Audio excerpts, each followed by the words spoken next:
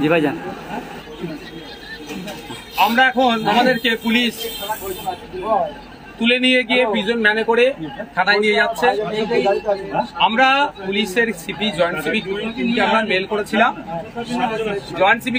করেছিলাম যে আমরা 20 তারিখ থেকে 27 তারিখ পর্যন্ত আমরা কলকাতাতে একটা ওবিসি যে নতুন ওবিসি ওয়াকফ সংশোধনী আইন 2025 বাতিলের দাবি নিয়ে ওবিসি নিয়ে যে পিছড়ে বর্গের হিন্দু আর মুসলমানদের মধ্যে যে জলঘোলা চলছে, প্রকৃত পিছড়ে বর্গের হিন্দু, প্রকৃত পিছড়ে বর্গের মুসলমান যে ওবিসি থেকে বেনিফিট পাবে সেটা পাচ্ছে না, বারবার কোটফোট হয়ে যাচ্ছে। এটা এই দুরবস্থার অবসান ঘটানোর জন্য।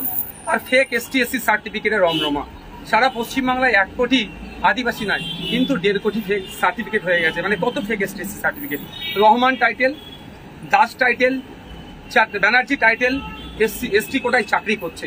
এই অর্থাৎ ফেক ST/SC সার্টিফিকেট বাতিল করতে হবে এই দাবি নিয়ে। আর পরিযায়ী শ্রমিকরা ভিন্ন রাজ্যে যেভাবে আক্রান্ত হচ্ছে এটা বন্ধের দাবি নিয়ে। এবং পরিশেষে যেটা গুরুত্বপূর্ণ বিষয়, আজকে নাগরিকরা SIR নিয়ে আতঙ্কিত। বিহারে আমরা দেখলাম জ্যান্ত মানুষকে, জীবিত মানুষকে মৃত দেখিয়ে ভোটার লিস্ট থেকে নাম কেটে দিচ্ছে।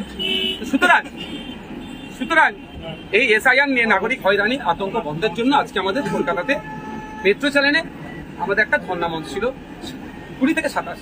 আজকে যখন আমরা টিপু সুলতান থেকে বার হচ্ছিলাম, তিনি DC 3 স্যার আরো সাহেবরা যিনি ছিলেন এসেছিলেন। আমরা বললাম তাদেরকে যে আপনারা যে যেখানটায় আমাদের জায়গা দেবেন মেট্রো, সেখানেই আমরা বসবো। তখন বললো যে মেট্রোর জায়গায় আমরা বসতে পারবেন না।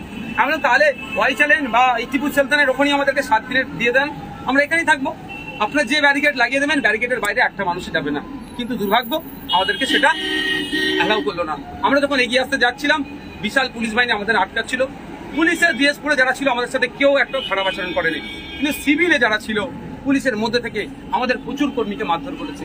আমাকে হলুদ শার্ট পরে, সম্ভবত হলুদ টি শার্ট পরেছিল, হাতে কি ছিল জানি না, এখানে একটা ঘুষি মেরেছে প্রচন্ড জোরে ঘুষি মেরেছে, প্রচন্ড জোরে ঘুষি মেরেছে। আমি এখনো ব্যথা পেয়েছি।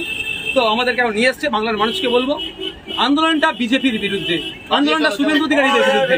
তারপরেও কেন আমাদেরকে রাজ্যের মুখ্যমন্ত্রী আন্দোলন করতে দিচ্ছে না? উনি হুমকি দিচ্ছেন পশ্চিমবাংলায় যে ওয়াকফ নিয়ে আন্দোলন করবে তাকে ডেকে দেবে। আমরাও কথা দিচ্ছি আমাদেরকে যে গ্রেফতার করেছে যখনই ছাড়বো, আমরা যে ওই মঞ্চে আবার ধর্ণা মঞ্চে বসবো।